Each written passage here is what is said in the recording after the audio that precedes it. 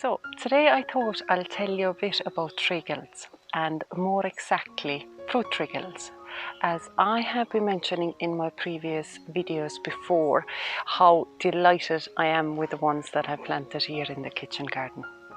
A planting combination that benefits the whole ecosystem around your tree, and that itself contributes to the health of your plants and basically gives you a carefree groundskeeping. In my mind, autumn is the best time to start preparations and give yourself a head start for the next season, especially when it comes to growing trees, as there is plenty of rainfall to get the roots settled, and this is also the time when the bare root season starts, which just means more choice for you at better value. So what is a fruit treagle? So basically it is a permaculture planting design that is centered around fruit tree. So rather than leaving the base of your trees bare, you will cover the ground by combining plants that support each other, and this way creating a mini ecosystem. It all starts from following some simple requirements before choosing your plants. But bear in mind that some plants can be multi-purpose and will tick those boxes straight away. So let's begin by choosing plants that are attractive to pollinators. Plants that are rich in nectar and pollen and will keep the supply going throughout the spring and summer. I have planted lavender, yarrow or echinacea, borage, chamomile, lupins, rosemary and calendula for this purpose. But echinacea, comfrey, zinnias, cosmos, to name a few, would suit this category perfectly. Now let's bring in the plants that will behave as your private security and will keep all the unwanted visitors at bay.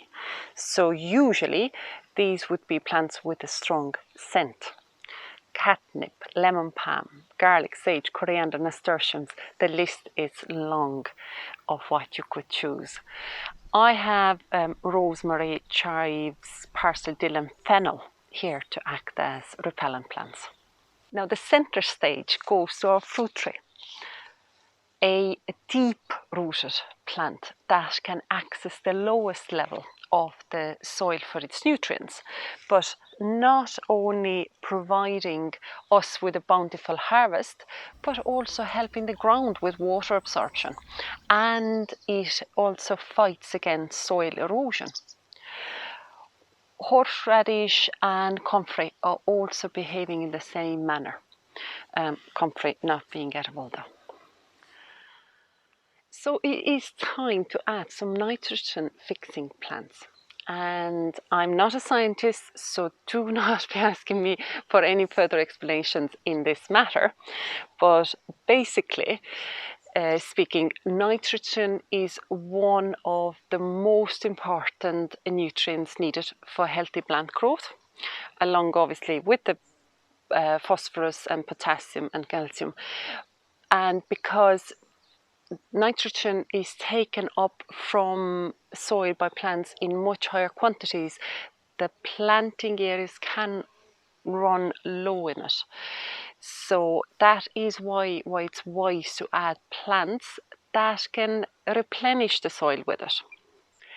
Legume family plants do it perfectly, converting nitrogen from the air, storing it within itself and bringing it into the nodules in the root systems, making it available to other plants.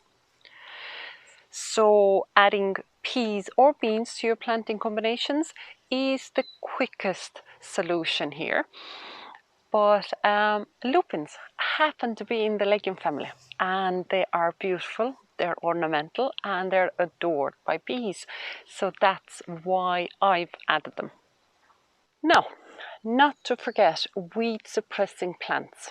So these can be any bulbous plants, clump forming plants like onion, garlic, nasturtiums, even comfrey.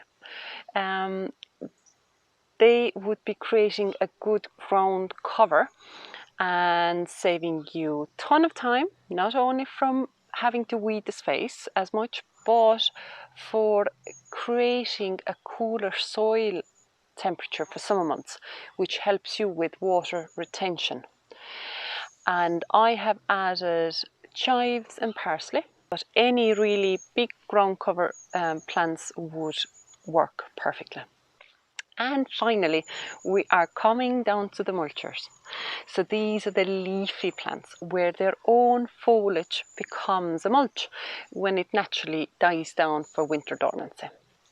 I have chosen rhubarb, but comfrey and lupins are strong favourites for this category as well.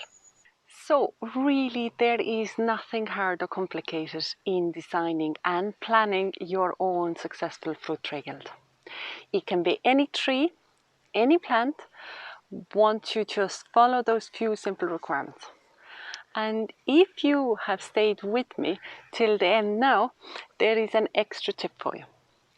If you keep the tones and colors of your flowering plants complementing each other, nobody would be any wiser that this is actually specifically designed to benefit your fruit tree. They just think you have the most beautiful flower border. So I hope these little tips and this overview of what a fruit tree guild is has given you confidence of perhaps planting one in your own garden.